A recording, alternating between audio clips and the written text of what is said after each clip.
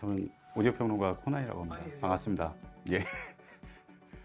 오늘 바우스 앤 윌킨스 이 노틸러스고요. 노틸러스인데 이게 국내에는 저도 본 지도 오래됐고 실제 좀 진지하게 이게 시청하는 것도 거의 저도 처음이에요.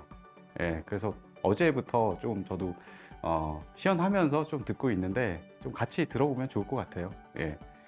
일단은 이 스피커에 대해서 좀 얘기하자면 일단 바우스 앤 윌킨스는 저기 화면에 보시는 존 바우스 저분이 1966년에 설립을 했습니다. 설립했는데 저기 밑에 보면은 조그만 스피커 있죠. 실제 보면 저 스피커 상당히 크거든요.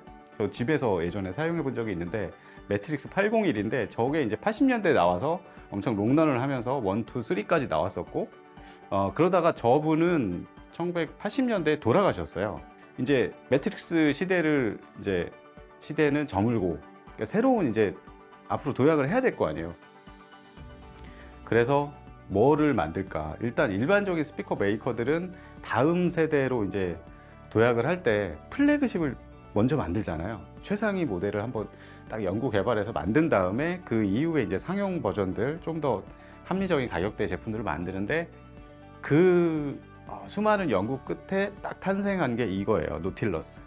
예, 노틸러스가 그래서 1993년에 출시가 됩니다. 이게 초창기에 이 노틸러스를 설계하면서 여러 가지 만들었던 프로토타입입니다. 저기 보면은 재밌죠. 왼쪽에 보면 거의 무슨 장난감 같은 약간 그런 모습이기도 하고 그러니까 여러 가지 시도들을 많이 했었어요. 여기 중앙에 오른쪽에 뭐 중앙에 이렇게 보면은 뒤로 이렇게 긴 무슨 백로드문처럼 저렇게 생긴 저런 것도 많이 시도를 했었고 이런 여러 가지 이제 프로토타입 이런 것들을 만들다가 결과적으로 이제 전에 이런 디자인도 나왔었습니다. 중간에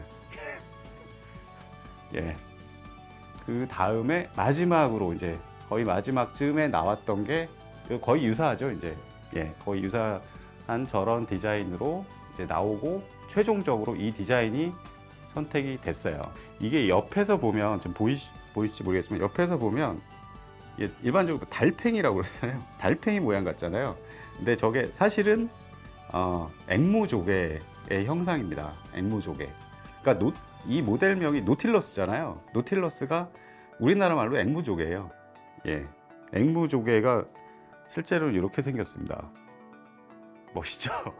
근데 앵무조개를 그냥 이렇게 이게 뭐 예쁘니까 이렇게 해보자 이런 게 아니라 그 피보나치 수열이라고 피보나치 수열을 이제 황금 수열이라고 하는데 그 수열을 기하학적으로 이렇게 풀어내면 이런 모양이 돼요. 앵무조개와 유사한 이런 모양이 됩니다. 이게 달팽이는 이제 민물에서 이렇게 사는 애들이고 앵무조개는 굉장히 이제 바다에서 사는 생물인데 그 엄청나게 뭐 강력한 해류나 뭐 이런 것도 다 이기면서 조그만 그렇게 크지 않은 이런 생물체가 이렇게 오래 살려면 그런 바다에서 살아남을 수 있는 그런 모양으로 진화를 해서 이 모양이 된 거예요. 그러다 보니까 이게 자연에서 온 이런 황금 비율 이런 것들은 여러 측면에서 상당히 강점이 있습니다. 그래서 이 황금 수열을 통해서 완성된 이런 문양이 알고 보면 우리 주변에 굉장히 많이 있어요. 실제로 무슨 해바라기 씨 문양도 보면은 그게 황금 수열이고 여러 가지 자연물의 그런 황금 수열이 많이 발견되고요. 인간이 그걸 발견한 거죠. 발견해서 이게 가장 이상적인 문양이다. 그래서 건축이나 뭐 이런 데도 보면은 알고 보면 이 황금 수열로 디자인한 것들이 상당히 많이 있어요. 그러니까 이런 식으로 디자인을 하면은 회절 같은 것들이 급격히 감소한다고 그래요. 그리고 여기서는 이제 이게 거의 이제 저역 쪽 후방 에너지가 이쪽 밑으로 들어가는 거잖아요. 그러니까 후방 에너지가 뒤로 들어가면서 이제 막 정제파나 이런 것들 공진을 일으키는데 이런 식으로 디자인을 하면 그런 것들이 상당히 감쇄한다. 예, 그래서 이런 디자인이 탄생을 하게 된 겁니다. 이 전 대역이 마이너스 6dB 기준으로 해서 저역이 10Hz까지 내려가고 고역은 25kHz. 그러니까 솔직히 요즘에 막 다이아몬드 이런 것들은 50kHz만 이상 올라가고 이런데 이거는 그냥 알루미늄 돔 트위터입니다. 그러니까 25kHz. 이것도 뭐 초고역까지 재생을 하죠. 그리고 저역은 이제 10Hz 정도까지 내려가는데 그 전 대역을 4개의 유닛으로 나눠놨어요. 예. 그 크로스오버 포인트를 220Hz, 880Hz, 그다음에 3.5kHz 이렇게 해가지고 다 나눠놨습니다. 그러니까 4웨이, 4 스피커라고 볼 수 있고요. 일단은 트위터 여기 있고, 여기 미드 레인지가 2개예요. 그러니까 상단에 있는 게 어퍼 미드 레인지, 밑에 있는 게 로어 미드 레인지 이렇게 나눠놨고, 트위터가 1인치, 요 위에 있는 게 2인치, 4인치, 그 다음에 12인치 이렇게 됩니다. 그러니까 요즘에는 막 엄청 큰 스피커도 12인치 이상 이렇게 많이 안 쓰거든요. 근데 이 당시에는 과감하게 12인치를 사용하고 있고요. 전체 다 이게 그 진동판도 거의 다 알루미늄입니다.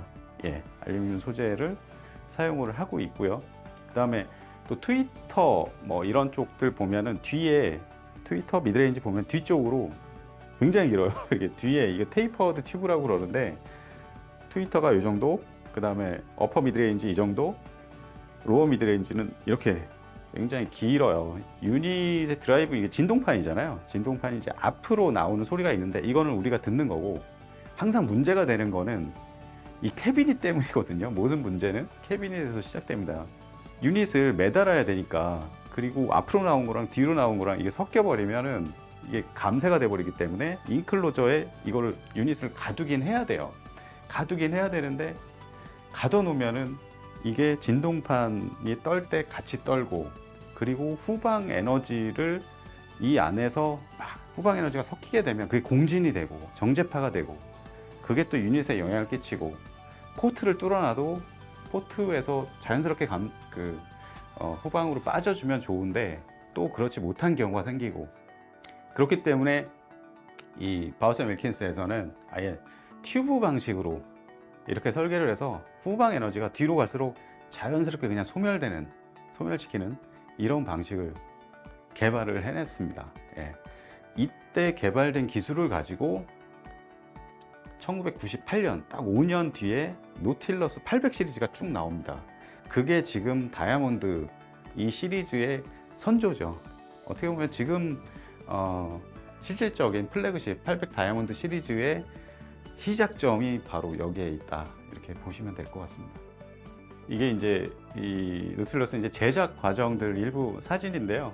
예, 옆에 이제 레커 마감하는 이런 과정들, 그 뒤에 이제 조립하는 과정들, 예, 이렇게 나오고, 이게 이 스피커의 모든 부품들을 다 분해해서 찍어놓은 사진입니다. 굉장히 뭐가 많이 들어가죠.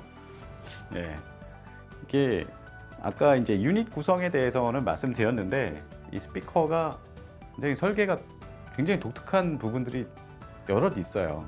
그러니까 마지막으로 여기에서 좀 핵심이 되는 내용은 뭐냐면은, 일반적으로 우리가 스피커 뒤에 보면 싱글 와이어링, 바이 와이어링, 어떤 거는 이제 트라이 와이어링, 세조가 이제 입력되잖아요.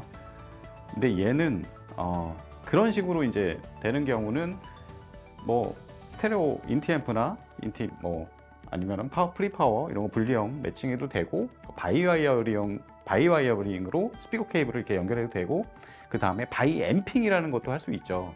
예, 스피커를 뭐 저역 쪽과 중고역을 별도의 파워 앰프로 매칭해서 또 사용도 할 수 있고, 뭐 여러 가지 이제 그 컨피규레이션은 개인 취향에 맞게 이렇게 많이 할 수 있어요. 근데 이 스피커는 뭐냐면 그 크로스오버 자체를 밖으로 빼버렸습니다. 그러니까 이 안에는 이 유닛만 달려 있고요. 크로스오버 그런 게 아무것도 없어요.